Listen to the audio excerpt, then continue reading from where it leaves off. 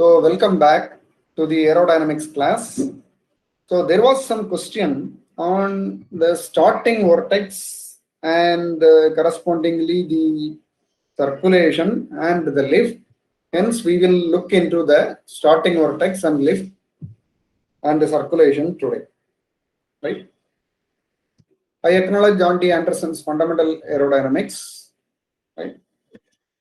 So we had a discussion already on Kelvin's theorem, right?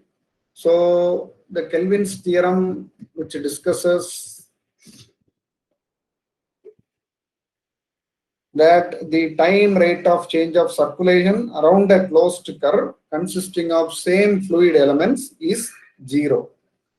So we have written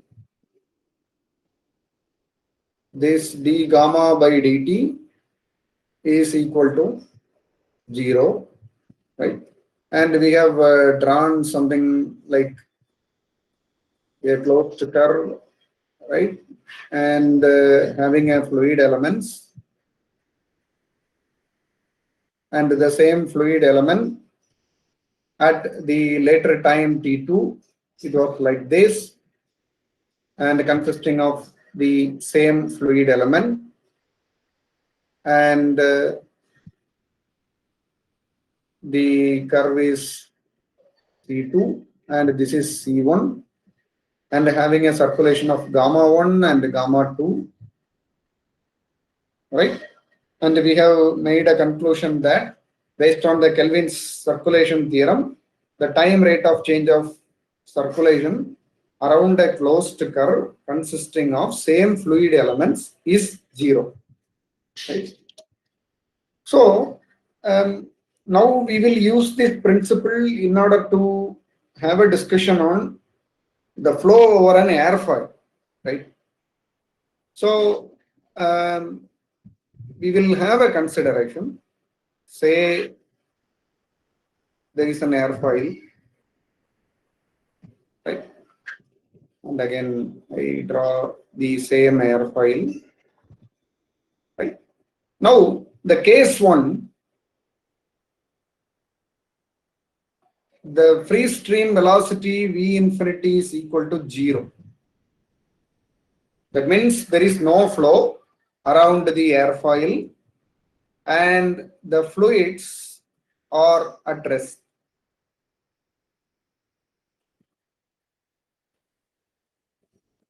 In the second case, case 2, V infinity has a finite value and there is a fluid flow, right? And when there is a fluid flow at the trailing edge, right? At the trailing edge, the flow will tend to curl around, right? You can see some of the pictures in the John D. Anderson's text also, right? And when it curls around, we know already if there is a curl, then at the center of the curl, the velocity is infinity. So we can say that at the trailing edge, the velocity is infinite. But in the real case, we cannot say that it is infinite, but we can say that there is a very high velocity, right? So very large vorticity gradient, and hence there is a high vorticity, right? So this vorticity region is fixed to the same fluid elements, right? And this gets flushed further when the fluid progresses, right? So when it gets flushed downstream, right? So there is a thin sheet of intense vorticity which is unstable and it forms a point vortex, right? This point vortex is further downstream, right? So this forms a point vortex, and this point vortex is called the starting vortex.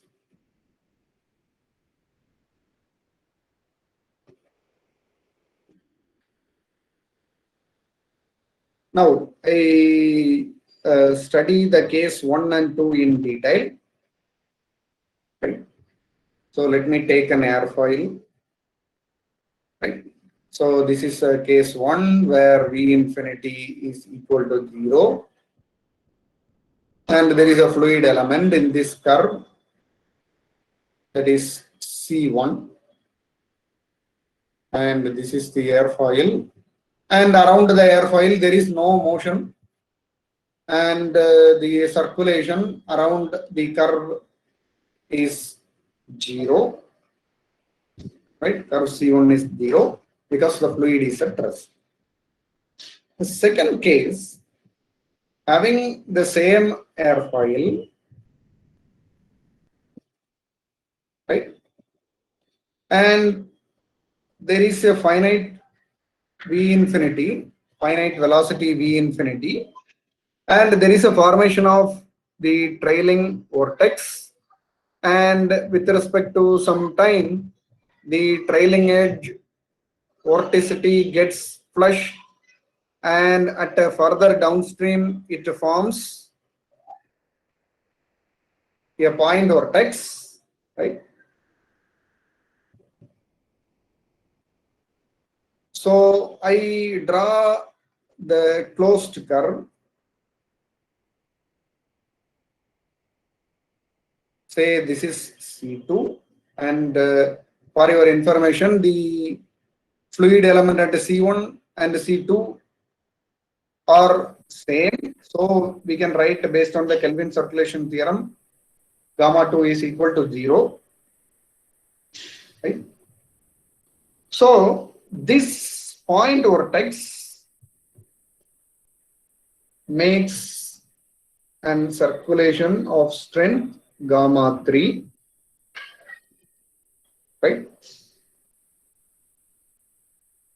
Now I just divide this into two parts.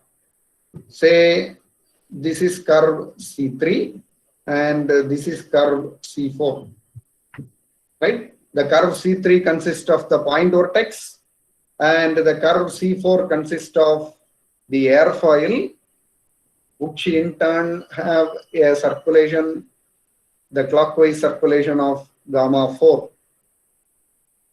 right? So from Kelvin's theorem, the circulation gamma 2 around the closed curve is same as that of the closed curve C1. So gamma 1 and gamma 2 is equal to 0. And when we divide this C2 into two curves, say C3 and C4, now I have two curves, but the circulation remains same. That is, gamma 2 is equal to gamma 3 plus gamma 4. So we can say that this gamma 2 is equal to 0, and hence gamma 3 is equal to minus gamma 4. Right? So the point here is the circulation around the airfoil is equal and opposite to the circulation around the starting vortex. Right? And hence this gamma 3 is equal to gamma 4. Right? So this is the whole story. And once you have gamma 4, then we know already the lift per unit span is equal to rho infinity V infinity gamma 4. That gives you the lift, right? Say, what happens after some time when the fluid is keep on flowing? Here at the trailing edge, the flow leaves the trailing edge smoothly, which satisfies the Kutta condition, right? And say if you are changing the angle of attack, there is a formation of the starting vortex, and the starting vortex become very much stronger, and hence the circulation around the airfoil is also stronger, right? So the lift force over an airfoil can be expressed in terms of the circulation. So in summary, right, we can say that as the flow over an airfoil is started, a large velocity gradient at the sharp trailing edge results in the formation of the intense vorticity, which rolls up in the downstream of the trailing edge, forming a starting vortex, right? And this starting vortex has associated with the counterclockwise circulation, right? So we have the counterclockwise circulation, and therefore an equal and opposite reaction, a clockwise circulation, is also induced in the airfoil. So this process continues, and the vorticity from the trailing edge constantly feed the starting vortex, right, and makes it stronger. And if it makes it stronger, then consequently the circulation on the airfoil is also getting stronger, right? And at any point, the trailing edge, we have the flow leaves the trailing edge smoothly at a given angle of attack. For a given airfoil, the flow leaves the trailing edge smoothly as per the Kutta condition, right?